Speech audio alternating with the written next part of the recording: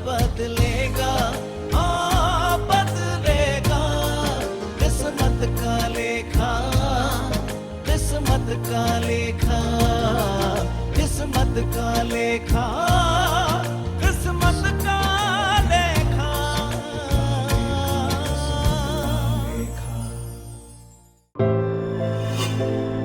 आप सबका बहुत बहुत शुक्रिया। आप सबने जो समय दिया, मुझ में इतना विश्वास जताने के लिए शुक्रिया।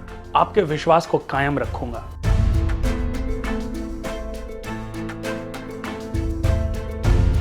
हम आगे भी मिलते रहेंगे। इतनी बड़ी तादाद में आने के लिए एक बार फिर से बहुत बहुत शुक्रिया। क्या है भाग्य? क्या है कर्म? क्या आपने कभी सोचा है? क्या है ब्रह्मांड में फैले सितारे? क्या है ग्रह नक्षत्र और उनकी गणना जो हमसे इतने दूर होकर भी हमारे जीवन पर प्रभाव डालते हैं? क्यों पड़ते हैं ये प्रभाव? आखिर क्यों बनाई जाती है हमारी कुंडली? इनके बारे में फैलाई गई हैं बहुत सी भ्रांतियां और बहुत से भ्रम। इस सब के बीच बहुत से डर हम सब में पैदा होते हैं, जिनके चलते हम अपना जीवन संवारने के लिए न जाने कितना पैसा और कितने उपाय कर डालते हैं। मगर अब हमें मिलेगा सही जवाब। आज हम जानेंगे कि किस्मत का लेखा भी बदल सकता है। आइए एक नई शुरुआत करते हैं, एक नया कदम बढ़ाते हैं अपनी जिंदगी की ओर, हमारे दोस्त लाइफ डिजाइनर श्री कुणाल कुमार जी के साथ।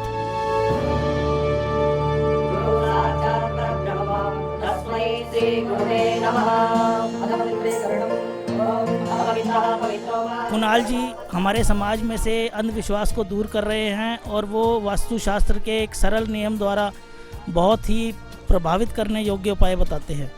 इनके जरिए हमें जानकारी मिली और थोड़ा ज्ञान हुआ कि जैसे हम अगर नया घर बनाते हैं उसमें वास्तु का कितना ध्यान रखना चाहिए। बस यही कहना है कि मैम जो समाज के लिए कर रहे हैं वो अच्छा ही कर रहे हैं।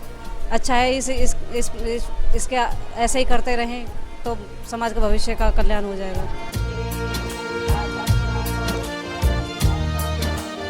तेरे गम का सूरज ढल भी सकता है, दिया तूफानी रात में चल भी सकता है। करता जा तेरे कर्म, इसे तू छोड़ नहीं, तेरी किस्मत का लेखा बदल भी सकता है। दरवाजे पे जा जाके दस्तक दी, रगड़ रगड़ हर चौखट पे मिटी लकीरें मस्तक की, मगर नहीं बदले जीवन के हालात। मिली नहीं कहीं से खुशियों की सौगात, अब जाके हुई है पूरी सच्चाई की तलाश, अब जाके मिले हैं भटके दिल को सच्ची याद। तो मैंने तो सिर्फ कुछ सुरों को अल्फाज दिए, लेकिन कुणाल जी एक ऐसे इंसान हैं, ऐसे शख्स हैं जो जिंदगी के सुरों को ठीक करते हैं। तो कुणाल जी ने मेरी लाइफस्टाइल को भी बहुत सपोर्ट किया। कहीं ना कहीं आज मेरी लाइफ में बहुत सारे इंप्रूवमेंट्स हुए हैं, मेरे करियर में बहुत सारे इंप्रूवमेंट्स हुए हैं उनकी वजह से, जिनके मार्गदर्शन से मैं आज तक यहाँ तक पहुँचा हूँ। मैं गुजारिश करूँगा कुणाल जी से कि स्टेज पर आए। अब बदलेगा, बदलेगा किस्मत का लेखा, किस्मत का लेखा। यहाँ के बहुत अच्छा फील हुआ, बहुत चीज़ों के सॉल्यूशंस मिले अपनी लाइफ को लेकर या दूसरों की लाइफ को लेकर। जिन जिन की लाइफ का सुना, थोड़ा सा मतलब अच्छा लगा आकर। कुणाल जी का प्रोग्राम जो आज मैंने देखा वो वाकई ही लाइफ जो उन्होंने दिया बहुत अच्छा दिया। मुझे यहाँ आकर के कुणाल जी से बात करके, यहाँ उनके साथ पूरा दिन बिता करके मुझे बहुत अच्छा लगा और यहाँ मैं अपने पूरे ही परिवार के साथ आई हूँ। सबसे खास बात भी मुझे यही लगी कि वो कर्म प्रधान हर चीज़ में उनका संदेश है कि आप काम करो, लगन से करो, दिल से करो, विश्वास के साथ करो तो आप बहुत कुछ कर सकते हो। तो उनकी एक बहुत अच्छी बात है जो मुझे देखने को मिली। लगता है कि यहाँ आने के बाद प्रोत्साहन बढ़ेगा, हिम्मत बढ़ेगी, बच्चों में काम करने का जज्बा आएगा, बहुत कुछ सीखने को मिला। अगर बीमारियों से बचना है तो जरूरी है कि हम रोज योगा करें या एक्सरसाइज करें ताकि हमारी इम्यूनिटी स्ट्रांग बनी रहे। ये कर्म है, एक आदत है, मगर हमारे शरीर के लिए है। पर क्या ऐसी और कोई एक्सरसाइज हमारे फ्यूचर के बारे में हमारे पास है? यदि नहीं है तो फिर हमें जन्म कुंडली बनवाकर कम से कम ये जरूर जान लेना चाहिए कि फ्यूचर में क्या क्या हमें देखना पड़ सकता है। ऐसा समझ लीजिए कि हम आज में यानी कि वर्तमान में बैठकर फ्यूचर की एक्सरसाइज कर लेते हैं। अब बदलेगा, बदलेगा किस्मत का लेखा, किस्मत का लेखा, किस्मत का। जन्म कुंडली ये बताती है कि तुम्हारी कुंडली में लगन में ये ग्रहण लगा है, ये दोष है। द्वितीय भाव में पारिवारिक सुख देखा जाता है कि ये ग्रहण लगा है। तृतीय भाव से पराक्रम, जैसे अभी एक अंकल ने बताया था कि मेरी बहनें मेरी बुआएं सब खा गईं। तीसरे घर से बहनें भाई बुआएं ये संबंध देखे जाते हैं। चतुर्थ भाव से माता का सुख देखा जाता है। पंचम भाव से संतान का और पिता का सुख, पिता से संबंध देखा जाता है। छठे भाव से हमारे रोग बीमारियां शत्रु देखे जाते हैं। सप्तम भाव से पत्नी और भागीदारी देखी जाती है। वैवाहिक जीवन देखा जाता है। अष्टम भाव से आयु संकट विपत्ति के कारण अकल्पित लाभ, अचानक गड़ा खजाना मिल जाना, अचानक घर में चोरी होना, सारा धन खत्म हो जाना, ये भी अष्टम भाव से देखा जाता है। नवम भाव से हमारा भाग्य, हमारे पिता का पद, हमारे पिता का मार्गदर्शन देखा जाता है। हमारे पिता ने जो तप किए हैं उनका फल हमें मिल रहा है, ये सब देखा जाता है। दसम से पिता, संपत्ति, ओहदा, कीर्ति, उद्योग, व्यापार, व्यापारिक स्थितियां, स्टेटस, मान सम्मान, बड़े पद, इंडस्ट्रियलिस्ट, बिजनेसमैन, कई हजारों करोड़ के मालिक, ये स्थितियां देखी जाती हैं। 11वें भाव से प्रॉफिट और 12वें घर से व्यय, लॉस, हानि, नुकसान, फिजूल खर्चे। ये मैंने आपको रिश्ते बताए हैं। मेरे सर में दर्द है तो मेरा लगन पीड़ित है। मेरी आंखों में परेशानियां हैं तो मेरा दूसरा और 12वां घर पीड़ित है। मेरे कानों में परेशानियां है, मेरा तीसरा और 11वां घर पीड़ित है। मेरे हार्ट में परेशानी है, मेरे को कैंसर है, मेरे को बड़ी बीमारियां, दमा, श्वास, हकलाना, तो इसका मतलब मेरा चौथा घर पीड़ित है। हार्ट की परेशानी, स्टंट डल रहे हैं, शुगर की बीमारियां हो गई, तो पंचम भाव से देखी जाती है ये बीमारी।